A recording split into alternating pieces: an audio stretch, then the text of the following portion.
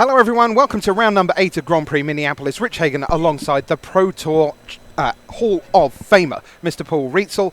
You're looking at another Hall of Famer in Raphael Levy, and he's up against Jesse Kennan here in round 8. And Paul's got the deck list here, so we are imagining that we are black-white on the right of screen from Jesse Kennan. So he opens up with the reassembling skeleton. And Raph Levy, as we've seen earlier in the day, is not mono-green as he opens up with Dried Green Seeker, but is green-white. In fact, we saw him up against Autumn Burchett, the English national champion, as Militia Bugler comes down for Jesse Kennan. That's his second place, so he's curving out pretty reasonably on turn 2 and 3. And we can see the Hierophant removal spell. We've got Pegasus Courser there as well for Jesse. And let's see what he's going to take here. He's going to take the 2-4. Yeah, and we saw Raphael Levy's white-green deck, and I use air quotes over here that you can't see, because we saw him struggle with mana earlier on his first effort on stream. He is actually kind of evenly split between white and green, but we've seen him play a monocolored deck, not by choice, in most of the games so far. He's got kind of what I would consider to be a fairly mediocre white-green deck. None of the real aura, and equipment synergies that you see in some of the really nice versions of the deck. He is just trying to cheese people out, basically, with a nice curve, and then finish them with things like Mighty Leap and Titanic Growth to squeeze through damage before, inevitably, his opponent's more powerful decks come through. Yep, so Dried Green Seeker, we talked how powerful it was earlier in the day. We saw it be very good, but also not be quite as good as Nicole Bolas. Right. Yeah, and Dried Green Seeker, one of the cards, it's certainly, if not the best uncommon, one of the best uncommons in the format, and indeed one of the best uncommons they've printed for limited in some time.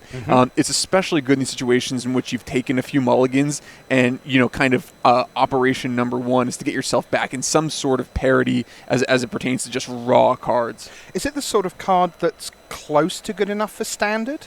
I think it is good enough for Standard. Okay. Yeah, generally speaking, the rule is that a 4 casting cost or greater creature has to have an enter the battlefield ability. 3, it'd be nice, but you're okay with just size.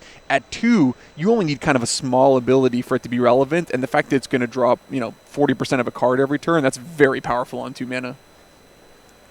Okay, so Levy still sitting there with plenty of white spells, as we see Skeleton Archer add to the mix. 1 damage to any target, so that means a player can definitely be involved there. And Jesse's, curved out very nicely, but from a raw, beatdown standpoint, he hasn't produced that much damage or that much power yet. And the Runic Armasaur does a really nice wall impression at this point. Yeah. It's like, how'd you make a Runic Armasaur? Hit it. Don't worry about it. Here's a constructed card. Right. So, and again, when you see black, that's typically a way that they get to push cards, because the entry cost to get it into play is tougher. It's not 1 and a black. It's black. You really want to be black to do this. As we see, of course, naturally, 3 planes and a black-white dual land. But nonetheless, fundamentally, the case is that you do need to be heavily black to get the value out of a card like Graveyard Marshal. Talking of Marshal, by the way, Marshal Sutcliffe, he's going to be back at the Pro Tour next week. Can't wait to see him there. And then GPLA is his next assignment. And a lot of you have been asking, when are we going to see Marshal on our screens again? Yeah, Graveyard Marshal, one of those cards that the longer the game goes, it just kind of ekes out advantage. And as you see there, Raph doesn't want to let Jesse keep that card on the battlefield long term. That's a way that Jesse can just completely grind Raphael Levy out. Next time you're on air with Marshall, make sure you do ask questions like, hey, what's in the graveyard, Marshall? Because he loves that. He really does. Yeah. Would you mind organizing your graveyard, Marshall? It's like it comes as a whole card. Oh, my gosh. We're getting a little loopy here with the card viewer. We'll get the Marshall. Well, that's how I think of him. Yes, it's true. Jesse's deck looks nice. Yeah, it feels like the black-white deck has the most variance between a deck that plays a lot of bad cards that look bad versus when it all comes together, you're like, look at these ridiculous synergies, a vampire neonate and a Daybreak Chaplain going into the Regal Bloodlord and, just Ajani's Pride made it uncommon. The pieces of that deck are actually fantastic when they all come together. Yeah, and interesting decision point here that he chooses to use the axe on the neonate to kind of go wide and create more relevant attackers as opposed to maybe buffing up the flyer and using the neonate to drain. So this way represents more damage overall because it's just more attackers for Jesse. Mm-hmm. Pretty interesting, though. I guess this represents more damage, assuming that Raphael has something like a plummet in his hand. And I guess Jesse figures at this point, look, if you don't have something like plummet, you're dead. I mean, I'm just attacking for so much damage. Right. So here's the Titanic Growth, +4/+4 from Raph Levy. That'll keep his Runic Armasaur very much alive. But there is still a Regal Bloodlord and a Reassembling Skeleton and a Skeleton Archer and a Militia Bugler and a Marauder's Axe, making the Militia Bugler a 4/3. Nearly got that all out in one go. Yeah, but the good news for Raphael Levy, and we're hard up for good news in this game, is that the Regal Bloodlord stands out as the last threat that he's really unable to deal with on the board. So if he did have something like Plummet, he could actually stabilize this game at 4 life. Unfortunately, Plummet. Not a card that he has in his sealed deck pool.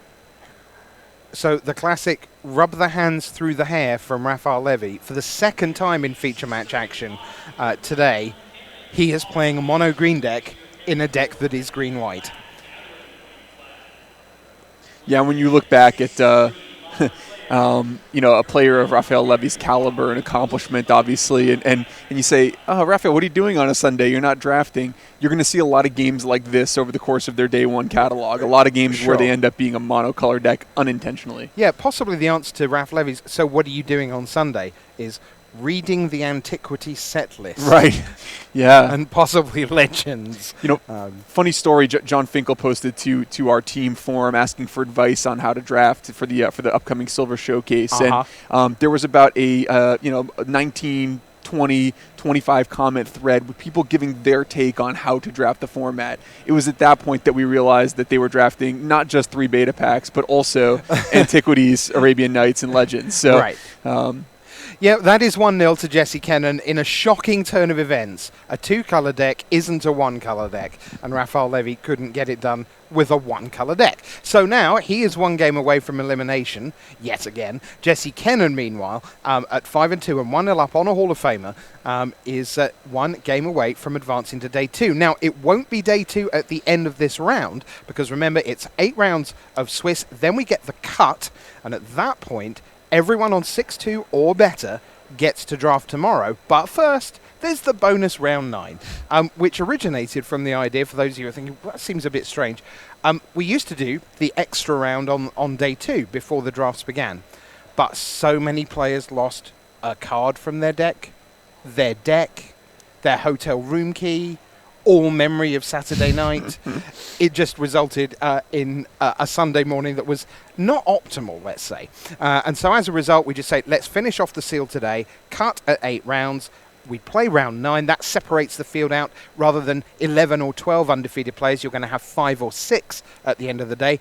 They'll make up the bulk of Pod 1, which we'll be covering in the morning in huge detail, I can tell you. And then a couple of 8-1s will sneak into the top table.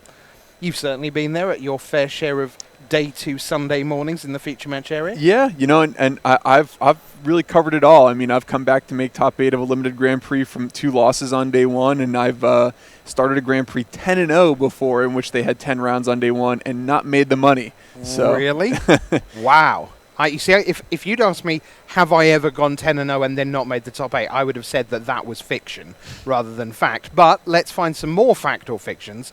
Here we go. Fact or fiction. Epicure of Blood. 4 and a black for a 4/4 vampire. Whenever you gain life, each opponent loses 1 life. And the fact or fiction is, building around this is a bad idea. Paul, fact or fiction? Yeah, I think that's a fact. I think that for a few major reasons. The first one being, you're talking about electrify at common, which is a way that your Epicure of Blood is not going to be a reliable way to stay on the battlefield. 4/4 in general as a size at 5 mana, it's pretty undersized on a pure rate perspective and fairly easy to remove from the battlefield.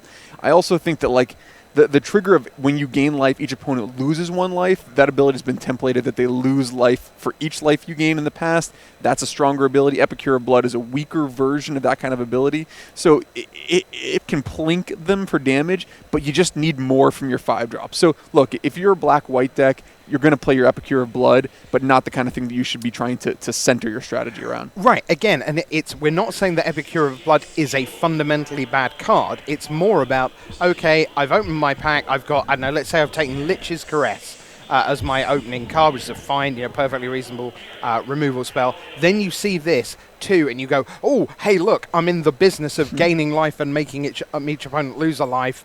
That's not really what it's about. It's more in pack 3 you go, I wouldn't mind another 5-drop, 4/4 perfectly solid card. That'll do nicely.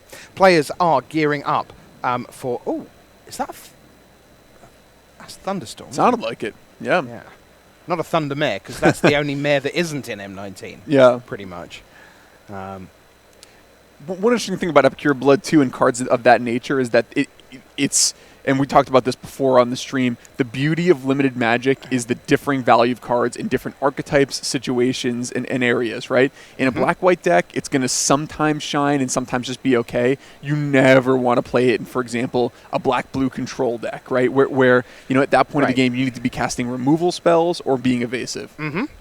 So we're into the business of game number 2. Here's that Armasaur once again, the rare, coming down for Raf Levy, and it's going to be Manolith for Jesse Kennan, a card I presume is an endangered species on Sunday, a limited GP, right?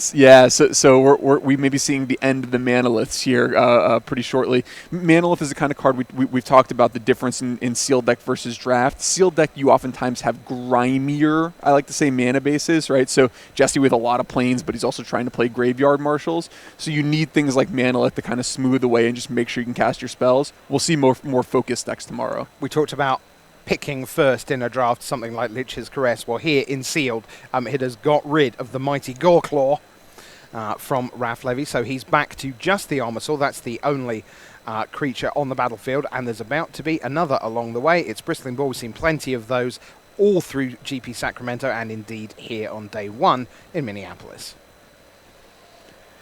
Yeah, Bristling Boar is a card that I initially underrated. In Mike Sigrist's article for ChannelFireball.com, he mentioned that he'd underrated it, and it has been coming up the competitive players' pick orders over the last week as they've realized how valuable that clause that can only be blocked by 1 creature is, and the size is kind of nice for 4 mana. For a moment there, I thought that they were tusks, not claws, but yes, okay. Valiant Knight, here it comes. Aslan, as I like to call him. Other knights you control get +1/+1, and you can give them all double strike. Only 1/2 of that card references other knights. That's important. Yeah, and Jesse, we see dipping into another tribe that has seen another rare from another tribe that's seen constructed play in Standard. Valiant Knight, really, really strong, and you've seen in Standard some fairly brutal curve outs with Knight of Grace into History of Benalia into Valiant Knight. So really, kind of an objectively strong creature on rate, and particularly brutal if you have other knights in your deck. Yeah. So Levy does at least have his 2 colours. One thing that is noticeable is that in green-white, you do have quite a lot of cards that want double white.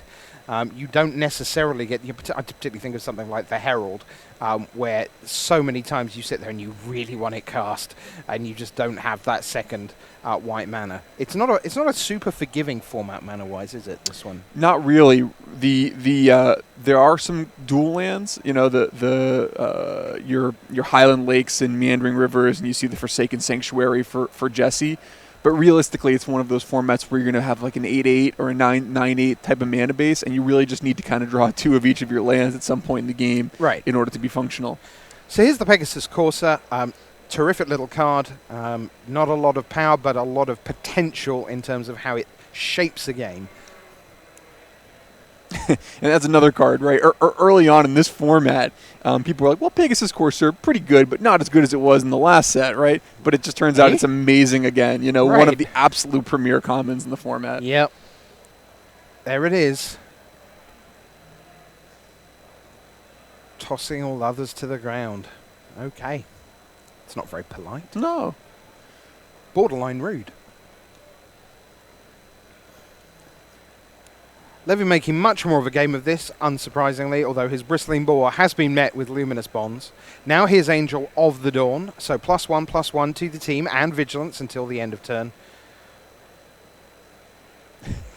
You can almost see from the way that Raphael is operating his cards how refreshing it is for him to be able to have both colors of mana, and just be able to play Magic. It's just you saw a little shop worn he looked in that first game, just feeling, come on, again, I just don't get to play. So he's in a much better spot here.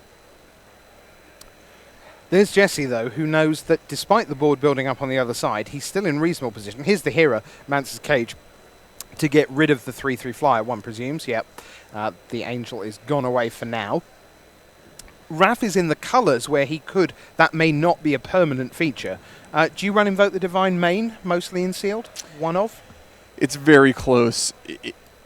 We're still early enough in the format that I'm not sure. I've seen most of the great players, both here in Minneapolis and in Sacramento, choose not to main deck Invoke the Divine, wait till they see something, and then sideboard it in. Okay. I'm usually in the school that I am main decking it until I find a reason not to. I found that Disenchants are generally underrated, specifically in sealed deck. Yeah. This is one of those formats. It's very, very close. I think the better your deck is, the more likely you are to want to main deck Invoke the Divine, because you can get away with sometimes, having a card that's dead or slightly underpowered. Right, okay.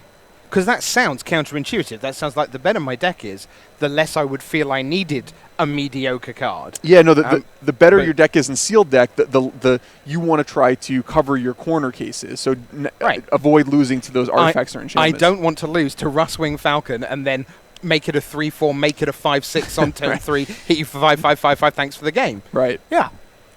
We've certainly, on stream seen enough matches that have been ended by prodigious growth. Right. In otherwise nothing, in situations where no other card in the format would win the game, certainly have enough respect for that. Wow. Our card viewer operator just put a bookcase up. That's kind of suspicious. Yep. Yeah. One of the rare cards with non-italic text in the flavor text. I had never seen that before. I'd never noticed the flavor text. There you go. Very suspicious. Yeah, or also camouflaged. Camouflage and its practical applications. Yep.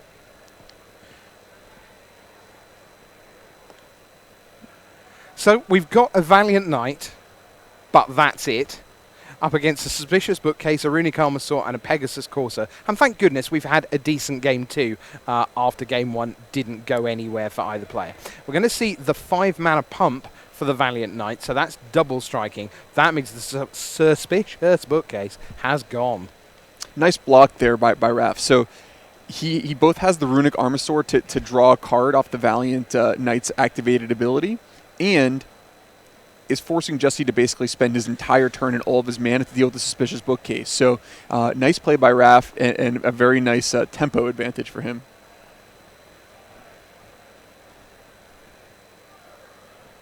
Daggerback Basilisk, 2/2 Death Touch, all very vanilla, all very ordinary for Raph, but still perfectly fine.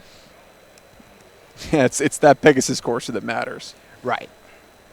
That's not where we need to be looking. An attack from Valiant Knight is surprise? A little bit of a surprise. I wouldn't be surprised to see Raph block again here, And, right, because that puts Jesse again exactly the same scenario. Quandary. 5 of the 7 mana gone. Now, maybe his other 2 destroy target tapped creature. Could be. That's a conceivable use of 5+2. But no, here's the Regal Bloodlord.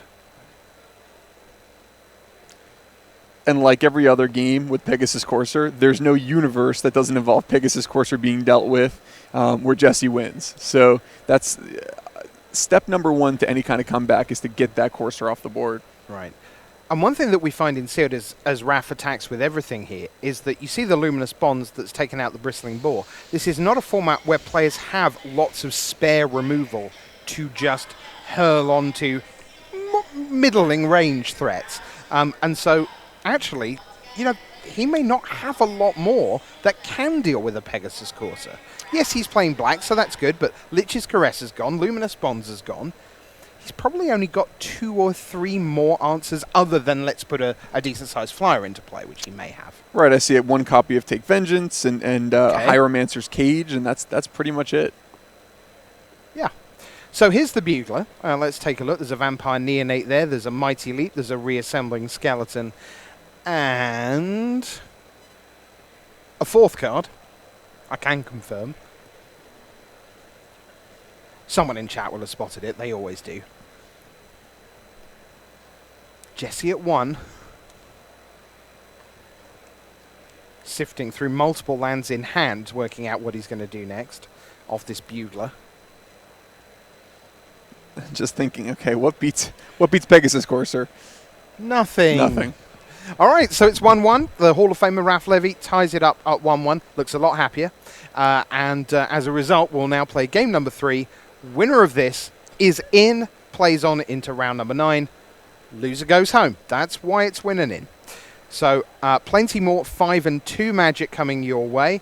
Lots more big names under the hammer trying to make it through today too. In a field, Paul, that has actually turned out to be very strong. We thought that potentially a lot of the big teams had decided to take the week off with a view to the Pro Tour, and obviously this is not the same format as anything we're seeing next week, Legacy Modern Standard, but it turns out that actually so many players have come from around the world who are literally, they need to be here for 2 weeks, so it has made sense for a lot of them to come and play, and we certainly had like 50 odd players with 3 buys from around the world before we got to the US contingent, so good strong field. Yeah, and I different people have different professional point situations, and these are very valuable pro points, and if you're going to be, the travel aligns nicely anyway so that you're going to be in the city. Look, you can't just sit there and play Legacy for 14 hours a day every day, as much as you might want to. Chemo34 asks, where is the next PT? Well, we're in Grand Prix Minneapolis. Turns out it's in Minneapolis. I don't know how it happened, just of all the cities you could have picked, it just turned out by sheer chance they put them in the same place. No, obviously that was a choice. The slightly less facetious answer, I do apologize, here, let me slap myself. There we are. The slightly less facetious answer is that Wizards came to the conclusion a few years ago that a lot of players would like to combine the GP with the PT and kind of do a 10-day magic break vacation / work and get 2 events for the price of 1, as it were. And so we try and do that pretty much whenever we can over the last few years. That's been a theme. So there we are. All right, game number 3. It's Swamp from Jesse Kennan. This is for everything. To get into day number 2, Raph Levy with the Forest. He's halfway there to his 2 colours. Second colour from Kennan, no play. Second colour from Raph, yep, there we are. Good stuff. And we can see he's got more land, so hopefully we're going to have things play out very fairly. He saw Raph take a big, deep breath before looking at his opening hand, and I don't think that was centering himself or nervousness. I think he was really just hoping for both colors of mana in an opening hand. Yeah. Yes, Raph and his deck have not particularly got along today. No. It's fair to say. I had a chat with him a couple of rounds ago, and he said, not going terribly well. But here's the Valiant Knight. Again, that's a lovely... Obviously, there was a nothing at 2 from Kennan, but 3 into 4, Corsair into Knight is a terrific 3-4 punch. Yeah, good aggressive opening here. But looks like, Raph has... double white, double green, a defensive 3-drop. Again, in order to raise the shields, you have to deal with Pegasus Courser. We see Raph obviously access to 2 copies of Luminous Bonds, the cage that we saw in Game 1. Lots of different options here for Raph to deal with that Pegasus Courser. Of course, Rabid Bite as well.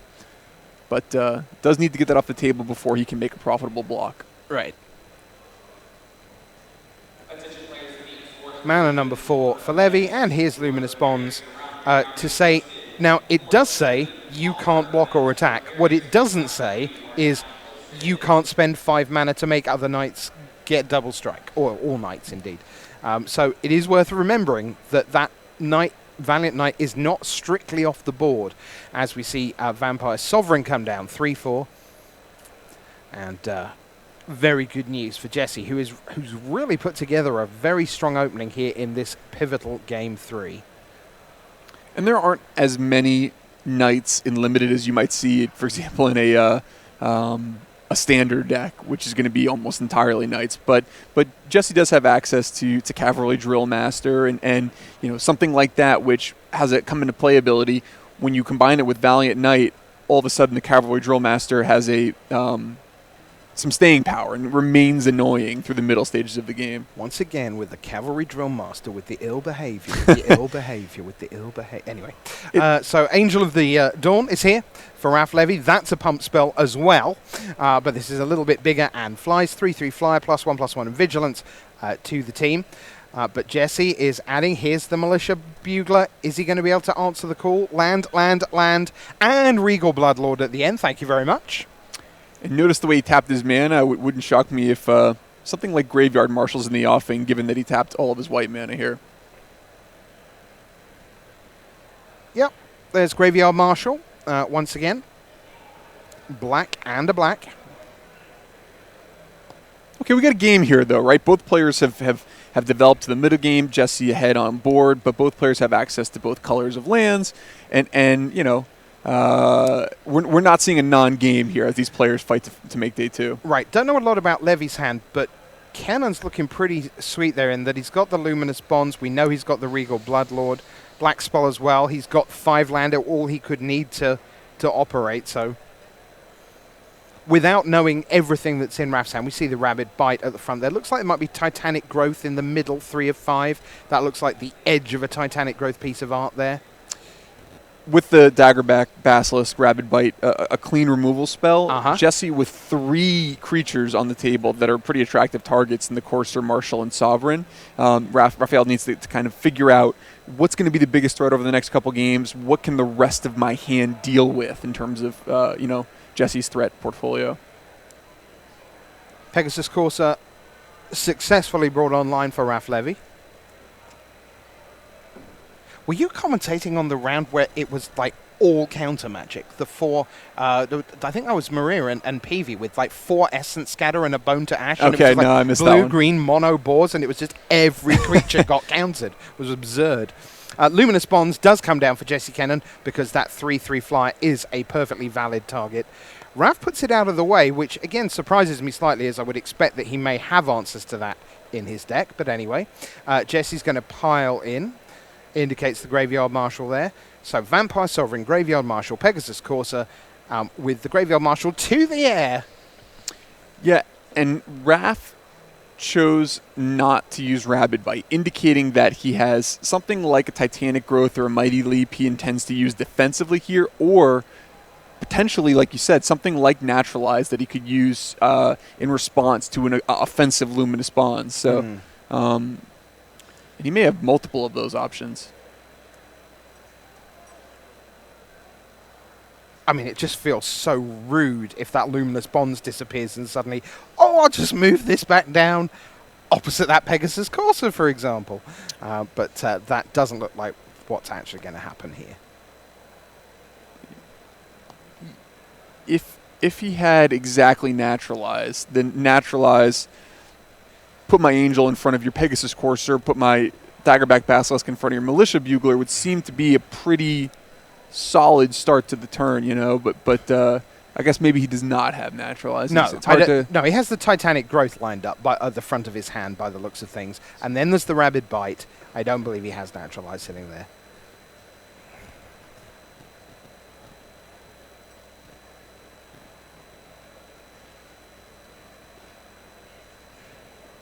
So he has to think here.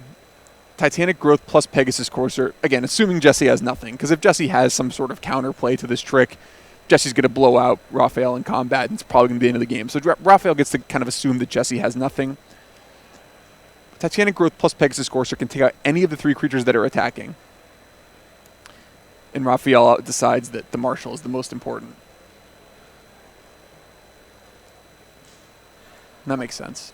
I've discovered you're very disappointing to commentate with. I was just about to ask you the question, so have you ever, in a game of limited Magic, quietly under your breath started humming the theme tune from Titanic just before you Titanic growth something? And I know that the answer's no, I haven't, so I can't really ask you. I haven't, but But you know a man who has?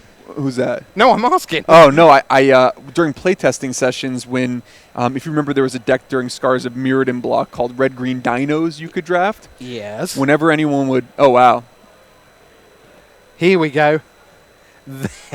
There's what we were talking about. Boom. Get that Angel of the Dawn back. Hold that thought, Paul Rietzel, because that's brutal magic right there.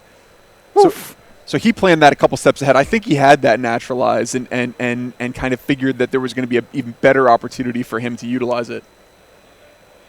Oh, that's just not nice. Macabre Waltz coming back from Jesse. So we used to draft these dinosaur decks and play the theme to Jurassic Park.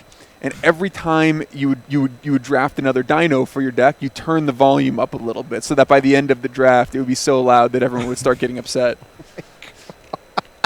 Okay. Okay, that's pretty good. If you can't sing, by the way, chat, the alternative is just to say to your opponent, "Do you trust me?" This is an interesting game. You know, Raphael's had stemmed the bleeding a little bit, but is at 6 life, and Jesse's Macabre Waltz just returned 2 very high power creatures to his hand with a massive life total advantage. Raphael needs to protect his life total while applying some pressure to Jesse because Jesse has a really stacked hand and potentially a better late game than the Hall of Famer. So Yep. Here's Sovereign again. so brutal. The drain for 3 in a race situation is just such a powerful ability. Right. Yeah, I mean, Raf's done some really awesome stuff to just be in big trouble. Yes.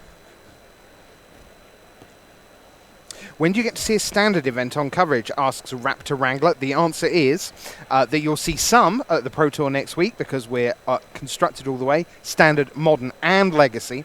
And then also, I'm pretty sure that our following GP, Grand Prix Los Angeles, is standard all the way. Marshall Sutcliffe leading our play-by-play team on that one. As Levy fighting for his tournament life at 5-2, 1-1. These are the really tough games of Magic to navigate because everything is a risk-reward calculus, and you have to consider your blocks on your opponent's next turn as you're lining up your attacks in such a way that you're considering also the possibility of what they might have in their hand and or might draw to mess up your plans. It's really difficult to consider the possibilities, to assign the different percentages of probability to the types of cards and counterplay your opponent might have. And these are the areas in which truly great players like Raphael Levy can set themselves apart by aligning exactly the right amount of attacks to minimize, Jesse's number of draw steps here to finish him off.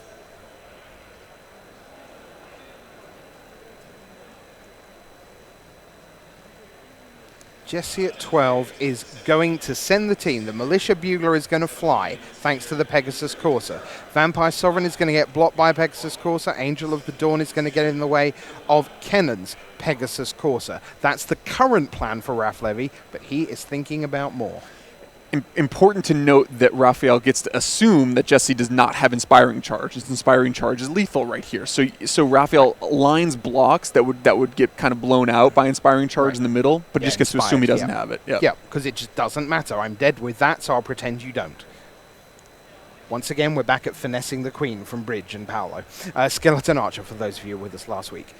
The Archer comes down, and that is enough to take it down. Raph Levy looks at the next card. Oh man, Mighty Leap. That probably would have been lethal on Levy's next turn, but there's nothing he could have done. I mean, he was going to take 2 damage on that combat step and the Archer to finish him off. To any target, it turns out, Skeleton Archer. So there we are. Jesse Kennan takes a Hall of Fame scalp here in round 8. Couldn't claim Paul Rietzel's because we stole him for the whole weekend. But, I mean, most players go away from a round like that and just go, I lost. And that's the end of their sort of brain power on the match. But we watched Raf Levy do some pretty awesome stuff there in defeat. And how important is it for you as a player, as a learning person, to look at the matches and know, and not just take learning from games you lose, but to remember that you were excellent sometimes in games that you lost? Yeah, I was really impressed by the way that he played that match, and even in defeat. The great news for him is that this is the weekend before a Pro Tour, and so he gets to shake this off right away, go out, have a nice dinner, relax tomorrow, get back to preparation, and then hopefully put up a good showing next weekend in the same building. And already in the top 8 of the Silver Showcase. There you go. We're going to see him on Thursday. Remember, our Pro Tour coverage begins with a very special stream on Thursday at 4 p.m. local time. That's 3 p.m. Eastern, 10 a.m. in the UK, 11 a.m. around Europe. I think I've got those numbers right. But we will be showing you the Pro Tour preview and, of course, the entire Silver Showcase draft. 8 fabulous players with some incredibly old cards that we can't wait to show you in all their opening glory. Beta packs are plenty. So that's coming to you on Thursday, but coming up after this short break, more action from Win and In.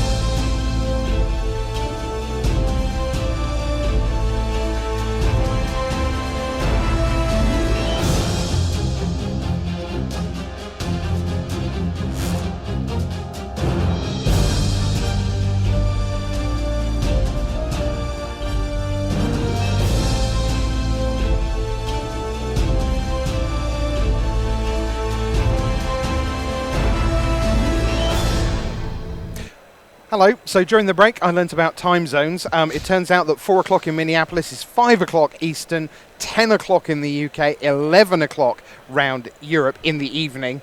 And so that's when we start on Thursday. It's all on the Wizards website for the Silver Showcase and the Pro Tour preview on Thursday. But we, Paul, have more Time Walk action to find out who gets to win and in. Starting out at 5 and 2, we're going to bring you Patrick Clare in his first ever Grand Prix. And who is the end boss for Patrick Clare? It is the Magic Online champion, Dmitry Budakov. So Budakov on the left there, Patrick Clare on the right. Here we go. Dmitry Budakov kicking off on turn 2 with a doomed dissenter. And Patrick Clare looks like there's a Manolith on the far right of picture, so he'll be hoping perhaps for a not super aggressive start from Budakov, who, as we've seen with Black-White, has a lot of life gain synergies as he knocks one down. Yeah, Budakov has a pretty nice Black-White deck with a Johnny, Adversary of Tyrants, Lena, Selfless Champion, Liliana's Contract, the card I like quite a bit, as well as Bone Dragon. And yeah, so I was wondering where the dragon was coming from, because there's Dragon's Horde. Whenever a dragon enters the battlefield under your control, put a gold counter on it, remove a gold counter, draw a card, and you can just tap it to gain 1 mana of any colour. So here's a Johnny. Hello. Adversary of Tyrants. There's not much better feeling when you're playing a win-in than to put a Planeswalker on the table against an empty board. It's not empty. He's got Manolith. He does have Manolith. Yes. Well, he does get up to 5 mana, so now good things can potentially start happening. Fire Elemental, that's very big. That's not bad at all. Now, if he was able to find a way to get rid of the Doomed Dissenter profitably without the zombie coming back, or some way to get the Fire Elemental through the air, that would be great. Johnny up to 6. Shieldmare gets countered. Doomed Dissenter gets countered. This is not good. Fire Elemental's not getting through this. Here, have your Manolith untapped. No, really, I don't mind.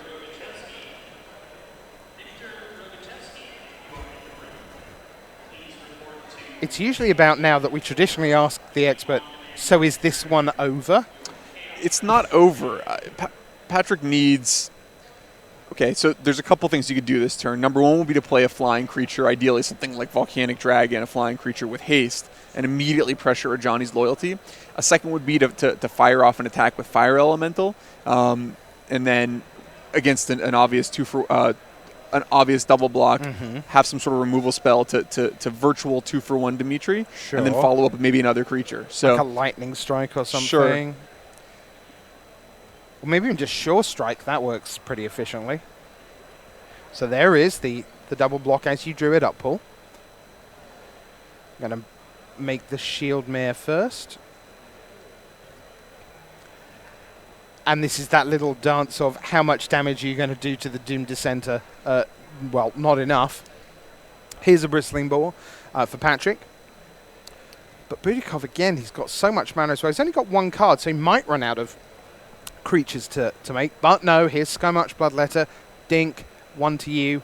Woo, 1 to me. That's the sound you make when you gain life. And good sizing, too. Budakov, it looks like, had the mulligan just from doing a quick card count last turn. Okay. But Bloodletter plus the Ajani ability now puts 2 creatures that are capable of trading with the Bristling Boar in combat, and Ajani just keeps inexorably climbing up to a potential ultimate. Right, and it's there. At 7, -7, you get an emblem with, at the beginning of your end step, create 3 1/1 white cat creature tokens with lifelink.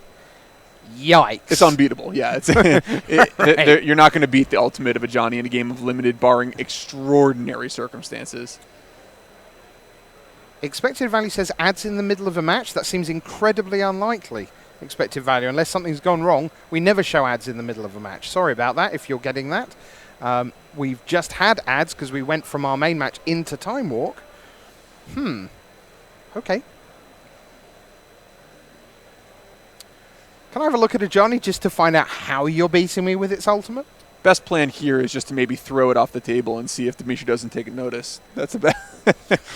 Not a legal maneuver, but it's a best shot. You can't say things like that. There's somebody somewhere who'll think you mean it.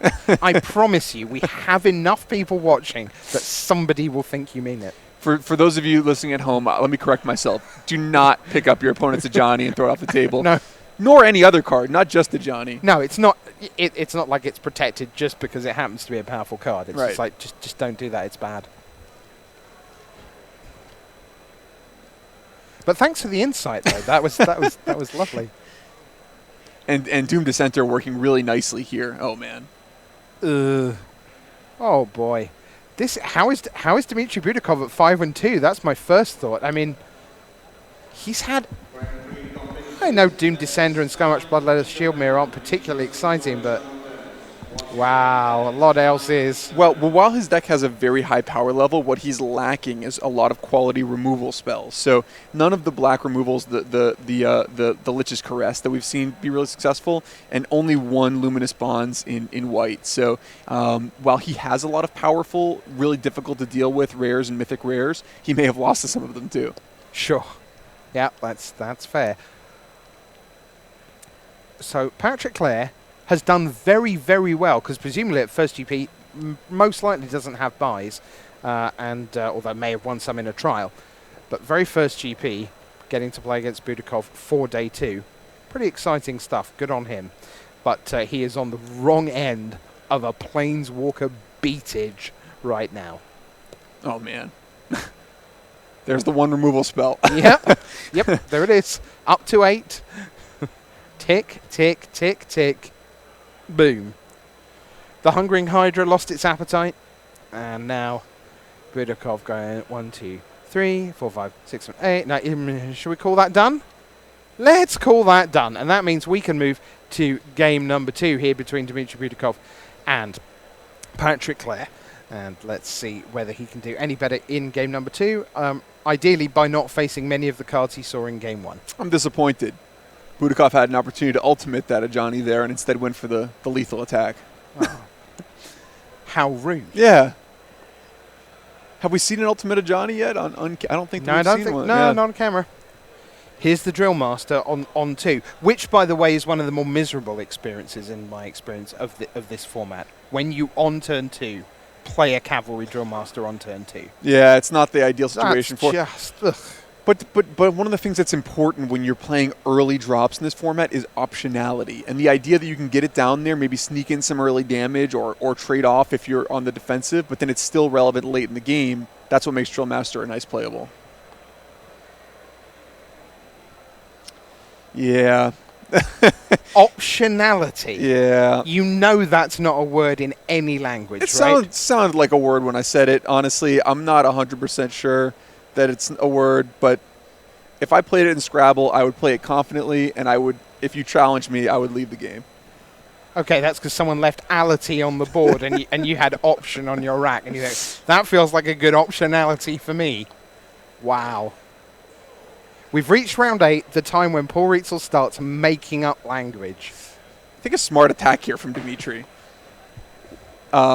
He figures I may lose my Ajani on this next turn, but I'm chunking in for so much damage right now that if Patrick has something to be able to kill my Ajani, it's going to take all of his mana and his entire turn up, and I'm going to get to untap with 7 power of attackers and my opponent 11. So, oh my god. The door. Oh dear. 1, 2, 3, 4, 5, 6, 7, 8, 9. Very soon. Thank you very much for playing. I enjoyed it. It was tremendous fun. Well done, Patrick Clare. You got to 5-3 on your very first GP, and good luck trying to make the draft next time. That's a handshake. That's Dmitry Budakov, 2-0. Wow, I sort of wanted to watch that through sort of fingers like barely parted, because that was a kicking and a half. Yeah, and now you have the optionality of all of the side events tomorrow to play. Okay, it's not a word, but Thank you. If I use it, it's about common usage. You use something enough, it becomes the popular lexicon. It goes in the dictionary. It's the rules. That, of course, is technically true. So, all right, that's 2 matches out of the way. We should show you something else. How about Christian Calcano against Tyler Hatchell? Because we're still going here in round 8. Still no sign of pairing, so we might as well get you in to this. Now, we're going to show you this. Game number 2, Christian Calcano already 1-0 up. Phil Creeper opens up for Tyler Hatchell here. And I believe we are going to see a bit of skill, except in response we're going to see Naturalize for the Field Creeper, which means the skill was sadly lacking. Yeah, and if you notice, Natural is actually a main deck inclusion for Calcano. So we talked earlier about our wanting to main deck things like Naturalize or Invoke the Divine. This game too, so against White-Blue, Calcano would have had it in anyway, but he obviously, values the ability to deal with something like an early skilled animator or other difficult to deal with artifact and enchantment threats. Paul, how do you feel about taking the entire stream on your own back for the next 60 seconds or so? Would that be all right?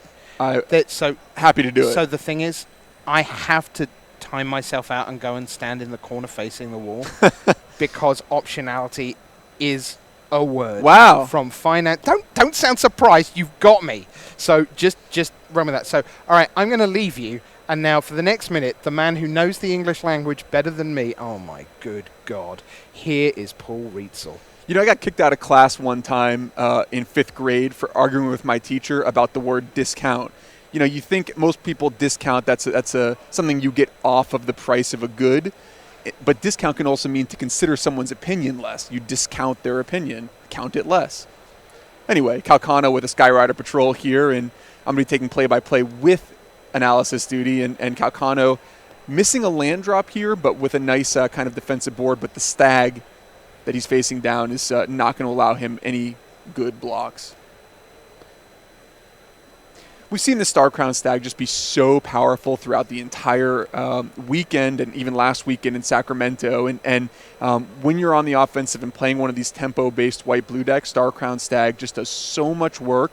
And, when you're Christian Calcano, you're trying to build the defense, almost all of your defenses crumble unless you can get that off the table. So really, in order to open up as much optionality as you can possibly find, the first thing you want to do is find something like a Rabid Bite for that Stag.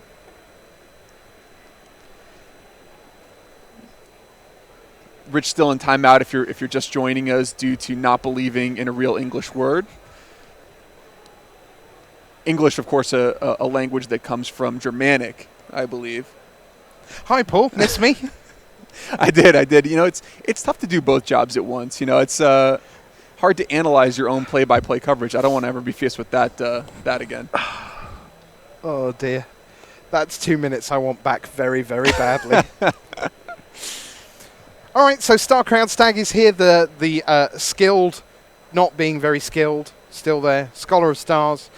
Gargoyle Sentinels there as well. A sad Scholar of Stars. A not triggering Scholar of Stars. Yes, absolutely.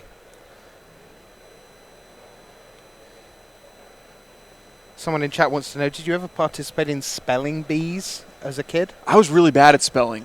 I was actually horrible at it. Maybe that's one of the things that caused me to be so, I guess the nice way to say it is detail-oriented now. Other people might have less friendly ways to... I was going to say, that surprises me because you are super focused on detail, right? Could never spell Tennessee. Okay. Like, as in the sentence, Sabrina Williams, she's a bit Tennessee. That's right. Yeah. That's right. Or I went to see a play by Tennessee Williams. Tennessee Williams? Is that the Glass Menagerie?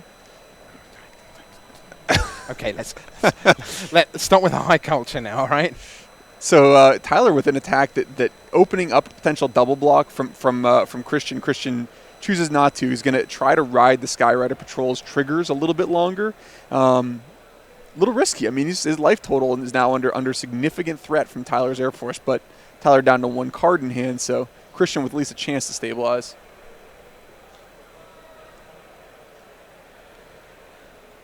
Well, at least the animator's got up to a decent size now. 3/3 with the Marauder's Axe on it. And interestingly enough, despite Tyler playing a white-blue deck and having played 4 creatures already, none of them have evasion. So, right. So it's really the Star Crown Stag's trigger that's the only thing preventing Christian from making exactly the blocks that he wants to make. And now, by triggering the patrol for 2 consecutive turns, Christian has enough annoying types of blockers here that an all-in attack, including a Stag trigger, not that attractive for Tyler. So Tyler really needs to have some sort of action in his hand in order to keep up the offensive.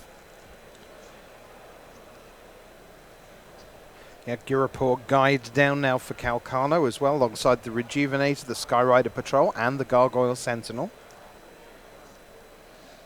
I'm actually a little surprised, Paul, how much room there is in this format for cards with high activations. Like I thought Gargoyle Sentinel might be a prime candidate for, sure, fine as a 3/3 defender, but you just wouldn't have 3 mana spare. It feels like in a lot of games we've watched over the last couple of weeks, players do get to the mid-game and have 3 mana spare for things like that. Does so much in sealed deck, right? Defending you early in the game, and then later in the game becoming a good-sized evasive threat when you have extra lands.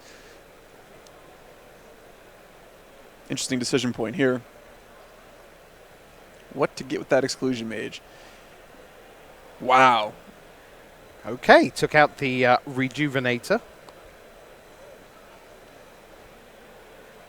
So once he chooses to Exclusion Mage the Rejuvenator, that indicates that he's going to want to get aggressive this turn. Sure. So he's going to try to force Calcano into uncomfortable blocks here, and Calcano is almost priced into putting the Guide in front of the Starcrown Stag and the Skyrider Patrol in front of the Scholar.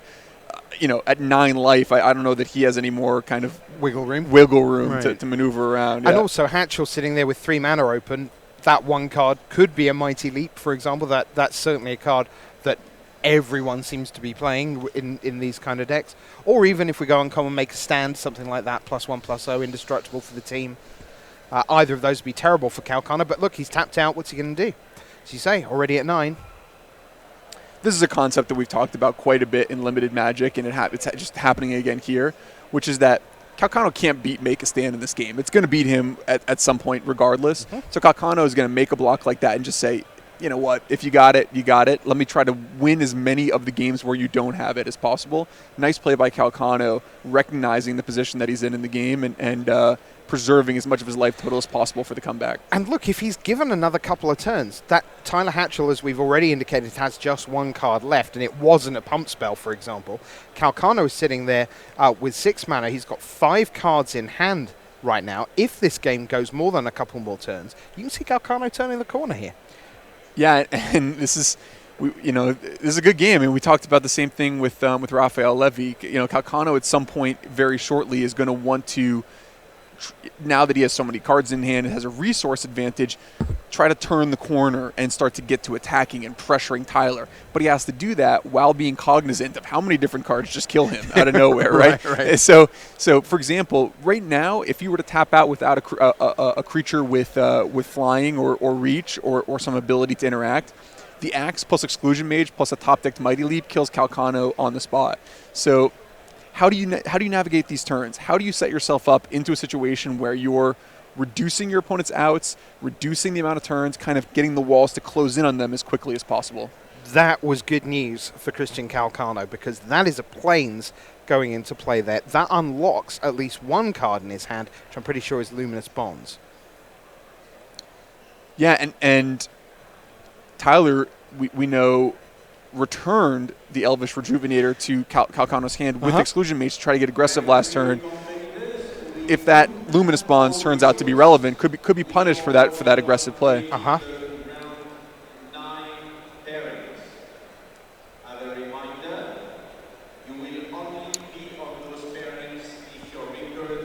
Good attack here from Tyler. Not a very attractive block for Christian. You never want to really be trading your larger creature for their creature, which is only temporarily enhanced by an Axe. So Calcano's just going to ditch his Rejuvenator, which has done more than its share of job. I mean, right. Wore a few counters from the Skyrider Patrol, went to go find him a land, went to go find him another land, specifically the Plains he needed. So that was a hard-working Elvish Rejuvenator. Yep. Yeah, you're quite happy with that out of your little 1/1, thank you. And now here's Goreclaw from Christian Calcano, which Tyler Hatchell wants to take a little read of, which is fair enough. It reads, creature spells you cast with power 4 or greater cost 2 less to cast. When it attacks, each creature you control with power 4 or greater gains +1/+1 and gains trample until the end of turn. Fundamentally, it's a 4/3. Beating. This card is a beating is what it is. Okay. And you see Tyler's life total at 20. That will change very rapidly in a few Goreclaw-fueled attacks. So that's the first kind of step for Christian to turn the corner here. Right, so the Animator goes in as a 3/3. The Gargoyle Sentinel gets in the way as a 3/3. Last time I checked, 3/3s trade with 3/3s. That's what happened. Exclusion Mage, that's a 4/2. Up against a 4/3 right now. Last time I looked, they would trade as well. Calcano trying to be disciplined with this Luminous Bonds, wants to save it for some sort of threat that the rest of his game doesn't deal with. Calcano looks like has access to a Bone Dash in hand, so this may be the kind of inflection point, to borrow a term for myself from before, where he wants to turn the corner. Fire off a Luminous Bonds, keep the Bone Ash up, and get to attacking with that Gore Claw to try to reduce the number of draw steps that Tyler has. In sealed deck, you just never know what your opponent could have in their deck of cards, especially with access to 7 mana. So Christian wants to start getting the process of getting this game over with now. So here is Luminous Bonds for the Exclusion Mage, which he offers up. And we're going to see a cancel from Tyler Hatchell. Big no to that. I'd like to keep this around, thank you very much. By the way, there's a word for borrowing things from yourself. It's use. Okay, interesting attack. Interesting attack here. Okay, so what might be the thinking, obviously without seeing Calcano's hand? He's offering a trade. The Gore Claw's a 5/4. Tyler has a 4/2. Christian's thinking, if these creatures are going to trade, I want to be the one on the offense. I want to do it before Tyler has an additional card in his hand. I want to have access to trample. He's going to take it. Decision point here for Christian. He could play a blocker, instead wants to keep up Bone to Ash, and is going to take 4 damage here. He does know no fear, Christian Calcano. I'll give him that. He's very disciplined. He's cutting things very close to the edge. He knows playing against a blue-white deck as opposed to, for example, red. There's no Viashino Pyromancer in his future to finish the last points a couple damage. You know what there is, though? In every deck ever, there's Explosive Apparatus. There could be. Yep. There could be. 2 is very dangerous. And especially in something like a blue-white deck that desperately needs a random 2 points of damage. It's a great point. I mean, I don't want to, I'm sure Calcano's thought of this, but I'm always scared of an apparatus in a sealed deck because I just assume everyone's running them. That's the weakness of putting cards like Bone to Ash in your deck. Calcano had a blocker, a 3/5, looks like the Gearsmith Guardian in his hand. That's a perfectly sized blocker to deal with the 4/2 Exclusion Mage. He was incentivized to not cast it last turn. Hierophant. Now I'm getting rid of Exclusion Mage. The Hieromancer's Cage. Is that the turning point for Calcano? Hatchell down to 10 rather, beg your pardon. Took 5, down to 10. Round 8, that's what it is, Paul. And you know what he just drew? It looks like Bone to Ash to me. So here's a Bone to Ash from Christian Calcano saying, no, you don't get to put that Marauder's Axe on anything, which is why Owen Turtonwell doesn't like it. We talked about that earlier in the day. Equipment, fundamentally, it's an A+B ability. You've got the A, the axe, you need a B, which is the creature. It's really good in 3 situations. Number 1, when you want to trade up, make your smaller creature deal with their larger creature. Number 2, when you have an evasive threat and you need to win a race, it's okay. Number 3, when you have a bunch of kind of incidental creatures that kind of you need to do something with. So creature tokens or things like that, where you can use it, attack, move it, block with it, that sort of thing. In games like this, where you're just drawing threats, each of which would be lethal anyway, it's basically a paper napkin. Okay. Calcano attacks, and he gets there. That was a tremendous game of Magic, Paul. We saw Calcano from 6 and then down to 2 and then just waiting and navigating his way through. And eventually he claims it. He goes to 6 and 2, and that means that Christian Calcano will draft tomorrow. But first, have the small matter of round 9, because now we're down to 6 and 2s, 7 and 1s, and 8 and 0s. And I can tell you that when Maria and Paolo come back, it will be round number 9, and all the 8 and 0s will be in action. Who ends day 1 undefeated? Find out after this break.